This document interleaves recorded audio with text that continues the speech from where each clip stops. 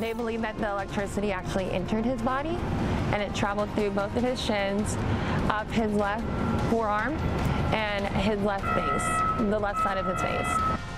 Right now at 6 o'clock, a local woman sharing the chilling and very scary moment when a downed power line severely injured her son and left her mother fighting for her life.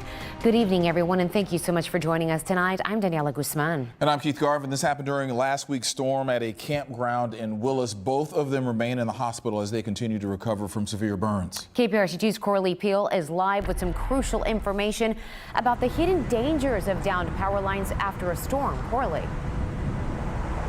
Yeah, anytime you see a power line that's on the ground after the storm, it's important to remember that it can reignite. Even if you don't have power at your home, crews will likely be in your area working to restore that power so it can re-energize at any moment, and creating a dangerous situation like the one Morgan Winter's family experienced.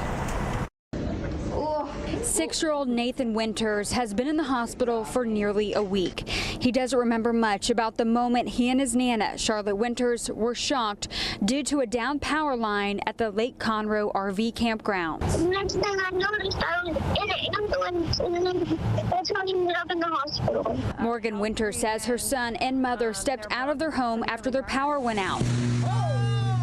They never physically touched the power line, but after they stepped on the wet ground, the electricity somehow transferred to their bodies. She said that they were far away and it was within a range that nobody would expect to ever get electrocuted. Knowing the dangers of downed power lines is vital. It's best to stay 35 feet away from a downed power line. And to give you an idea of what that looks like, that's about the distance between two SUVs parked end to end. Call 911 if you see someone who has been shocked.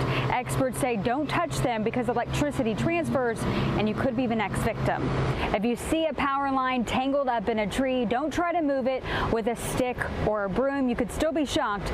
Let the power crews handle that. Winter says 18% of her son's body has second-degree burns.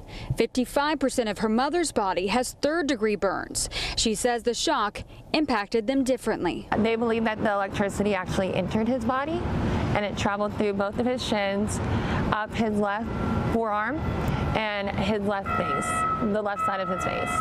And my mom's burns are more scattered all over her body as if boiling hot water was thrown on her. It's a journey, but we're gonna take it day by day until. And Winter's family hopes her family's story will inspire others to watch out for downed power lines this hurricane season. We have more tips on what to do if you experience electric shock on our website at click2houston.com. Reporting live, Coralie Peel, KPRC 2 News.